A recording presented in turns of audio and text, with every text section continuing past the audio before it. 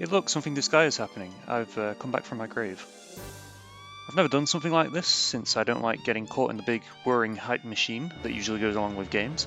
But since a lot of you come to this channel for my Disgaea guides, I wanted to do a bit of a breakdown of the Disgaea 6 trailer, and talk about some of the things I noticed and my thoughts on them.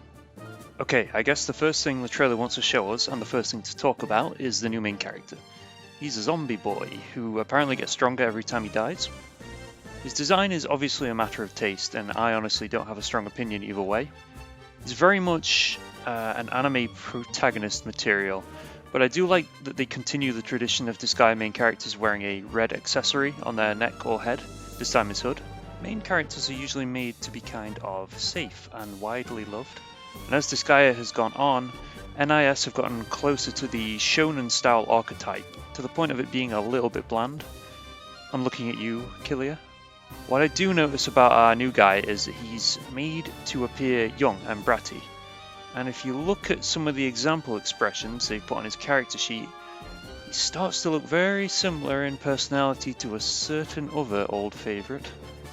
You see, one problem I had with Disgaea 3 is that its story and its main character were trying far too hard to cover the same themes and beats as the original Disgaea.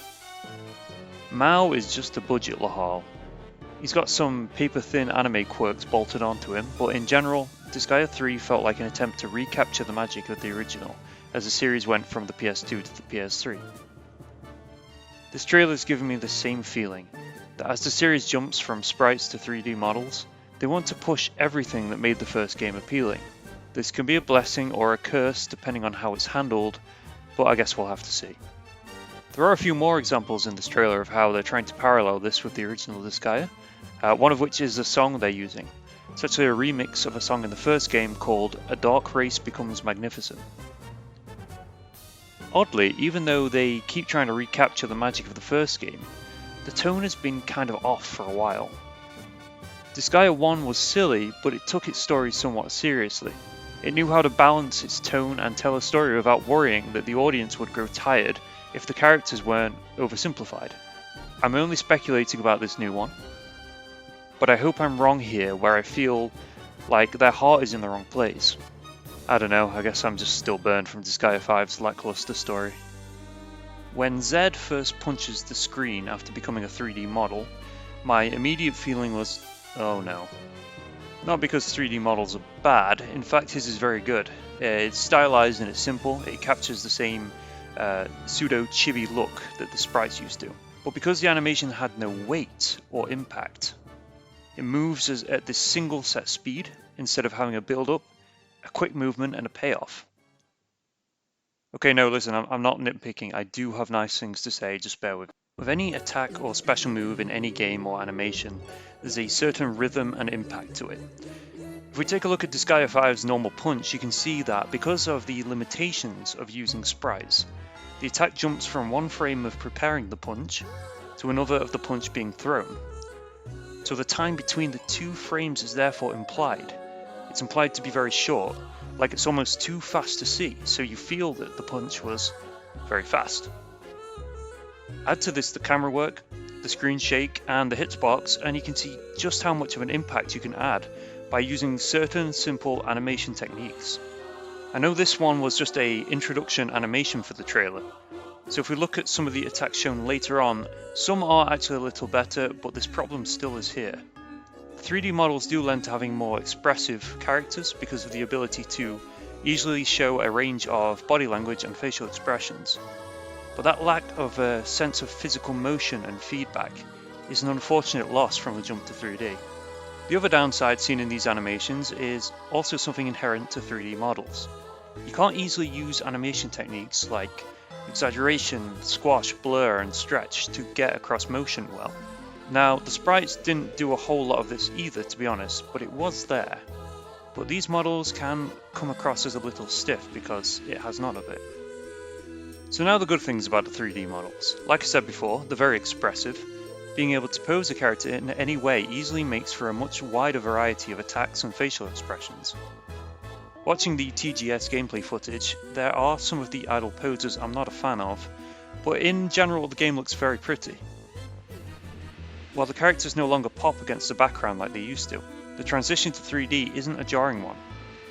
The characters do look a part of the world, and everything is stylized enough in the traditional Disgaea way that you can still feel some of Takehito Harada's artwork leaking through into the model design.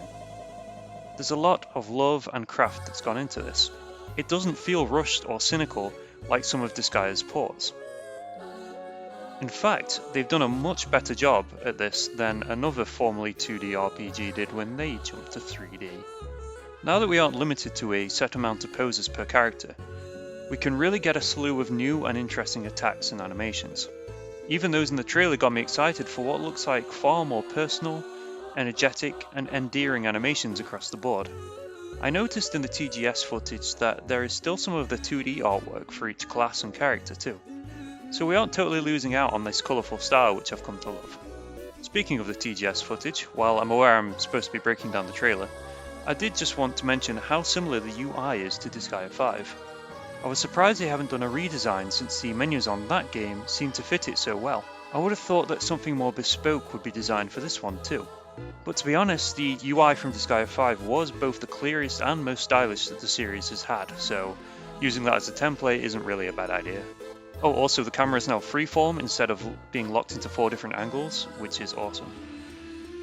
Okay, so now the level cap is 99 million, which would normally make me think, oh, so with that many levels, they probably won't want you reincarnating your characters as much, right? But this is Disgaea, of course, and it seems like they're actually concentrating more on reincarnation with this one. There's a new system called Super Reincarnation, whatever that is. I think that this is more of a way of just having massive numbers as a unique selling point. Inflating the stats and numbers doesn't actually change the gameplay that much, you're just looking at a bigger number. Well, actually that's not strictly correct, I just think that's the case here. Okay, let's put it this way.